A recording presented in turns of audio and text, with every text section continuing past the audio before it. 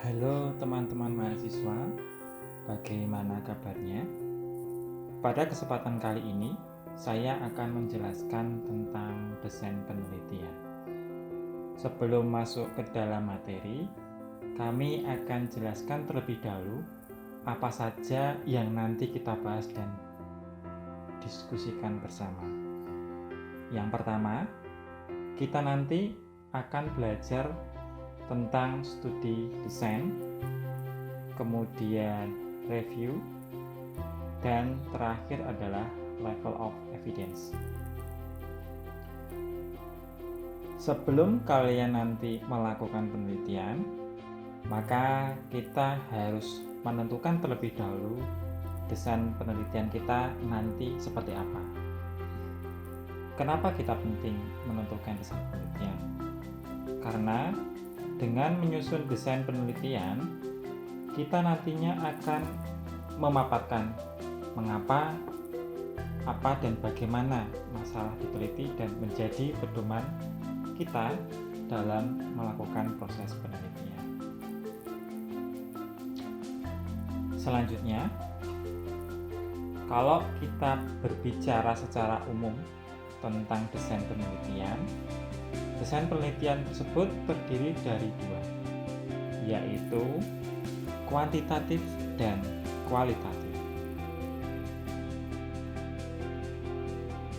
Pendekatan kuantitatif dan kualitatif memiliki perbedaan baik itu dari segi dasar, karakter, dan proses pendekatan itu sendiri. Kalau pendekatan kualitatif berusaha untuk mengkonstruksi realitas dan memahami maknanya. Jadi lebih menggali secara natural sesuai realitas yang ada, serta bersifat subjektif. Kita lihat bahwa peneliti nanti akan mencari makna kontekstual. Sekali lagi, kontekstual dari penelitian. Dan hasil akhirnya, kalau penelitian ini menggunakan metode kualitatif, itu bersifat subjektif. Hasil akhir dari penelitian kualitatif adalah narrative report. Kemudian kalau penelitiannya dilakukan secara kuantitatif. Kalau penelitian metode kuantitatif lebih berakar pada paradigma tradisional, eksperimental, dan empiris. Pendekatan kuantitatif juga merupakan metode yang bekerja dengan angka, yang datanya berwujud bilangan dan dianalisis dengan menggunakan statistik untuk menjawab hipotesis penelitian yang bersifat spesifik dan penelitiannya bersifat objektif. Sekali lagi, bedanya adalah kalau kualitatif itu hasil datanya adalah subjektif, kalau kuantitatif itu objektif. Oke.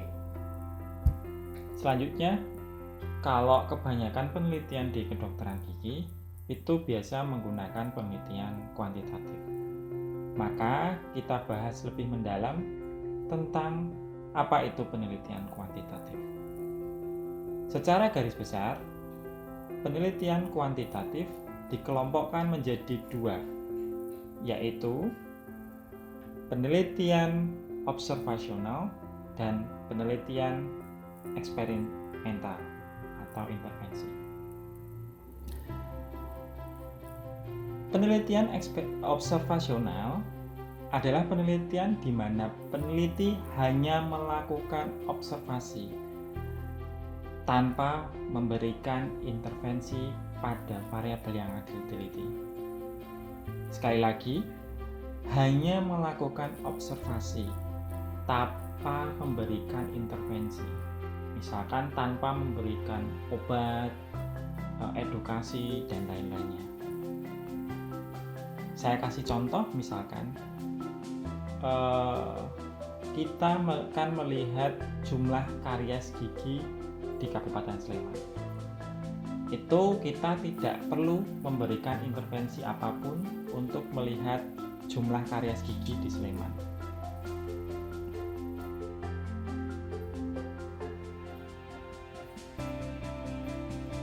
Nah, apa bedanya penelitian eksperimental dengan penelitian observasional? Kalau penelitian eksperimental adalah penelitian di mana peneliti melakukan intervensi terhadap variabel sebab yang akan diteliti. Sekali lagi, kalau observasional itu tanpa memberikan intervensi, kalau eksperimental memberikan intervensi. Kalau tadi observasionalnya adalah kita contohkan mencari jumlah atau prevalensi karies gigi di Sleman, kalau penelitian eksperimental kita beri contoh pengaruh pemberian edukasi pasca pencabutan gigi terhadap kejadian perdarahan. Jadi, apa intervensinya? Intervensinya adalah pemberian edukasi dan outcome-nya adalah kejadian perdarahan. Ingat ya, sekali lagi, kalau penelitian eksperimental itu diberikan intervensi. Kemudian kita bahas satu-satu untuk penelitian observasional. Nah, dari penelitian observasional itu kita bisa bagi lagi berdasarkan jenis-jenisnya. Ada bentuk cross-sectional studies, case control studies, cohort studies, dan penelitian deskriptif. Kita bahas tentang penelitian cross-sectional. Kalau penelitian cross-sectional itu juga dinamakan dengan studi potong lintang atau studi prevalensi atau survei. Jadi, pengukuran terhadap variabel pengaruh dan terpengaruh yang dilakukan pada titik waktu yang sama atau dalam satu periode. Jadi kita ambil saat itu juga. Saya beri contoh lagi, contoh yang tadi, yaitu kita melihat jumlah karies gigi berdasarkan jenis kelamin. Pengaruhnya apa? Jenis kelamin. Terpengaruhnya adalah karies gigi.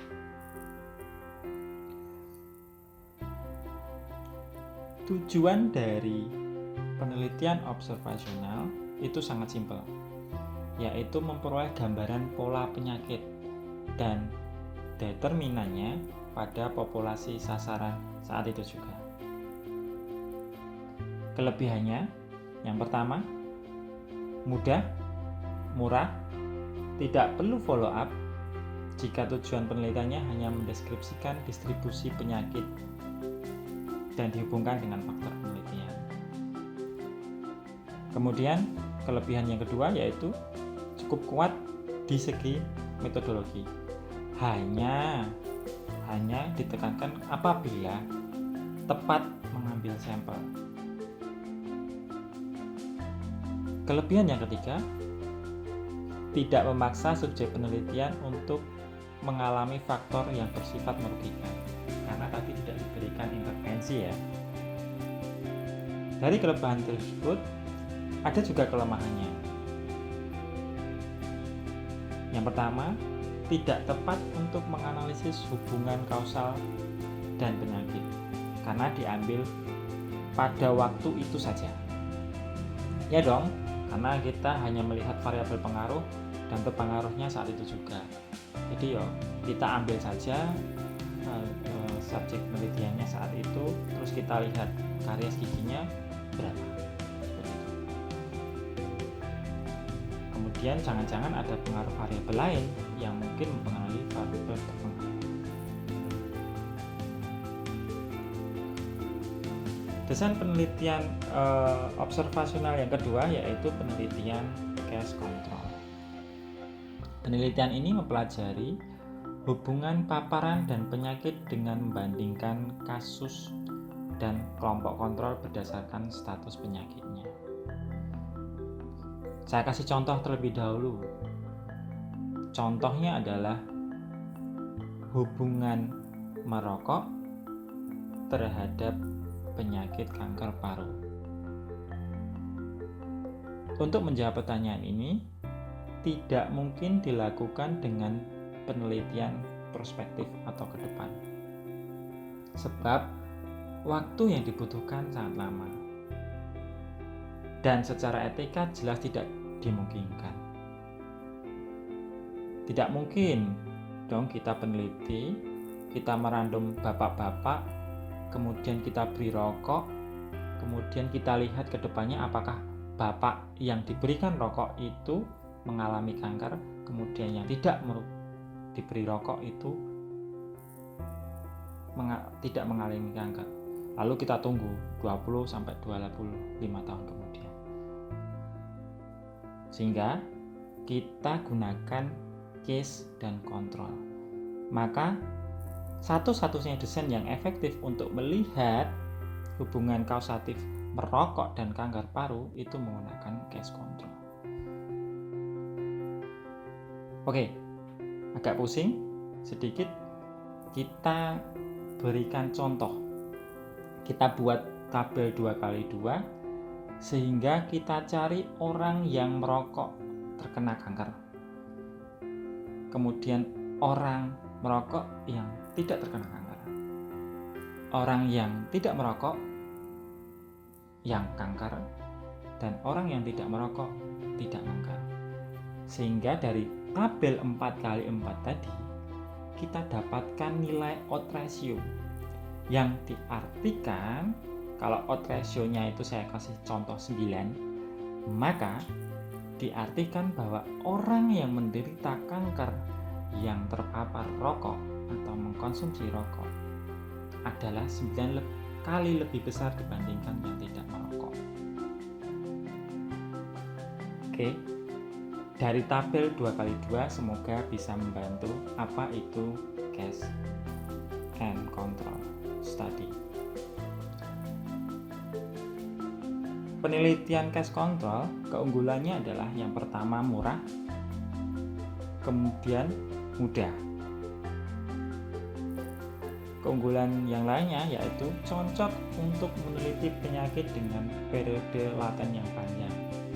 Kayak kanker, gak mungkin dong peneliti nanti kita tunggu selama 25 tahun untuk melihat dia kena kanker nggak ya karena merokok, dia kena kanker nggak ya karena tidak merokok. Keunggulan yang ketiga yaitu tidak perlu mengikuti perkembangan penyakit subjek. Kemudian penelitian ini keunggulan yang terakhir adalah tepat untuk penyakit-penyakit langka. Jadi penyakit-penyakit ini ya prevalensinya kecil seperti kanker, kemudian penyakit-penyakit degeneratif yang lainnya yang sangat kecil prevalensinya. Kekurangannya dari penelitian case control ini tidak mudah memastikan hubungan waktu antara paparan dan penyakit. Sehingga dianjurkan menggunakan insidensi ketimbang prevalensi. Jadi bisa saja paparannya itu ada yang 5 tahun, ada yang 25 tahun, ada yang 10 tahun dan sebagainya, sehingga terjadi terjadi outcome-nya. Yang kekurangan yang kedua adalah kelompok dan kasus dan kontrol dari populasi terpisah. Jadi ya kita nggak tahu ini kelompok kasus, ini kelompok kontrol, populasinya terpisah. Kemudian yang terakhir adalah sulit dipastikan secara dalam hal faktor luar atau sumber distorsi yang lain. Selanjutnya adalah studi cohort.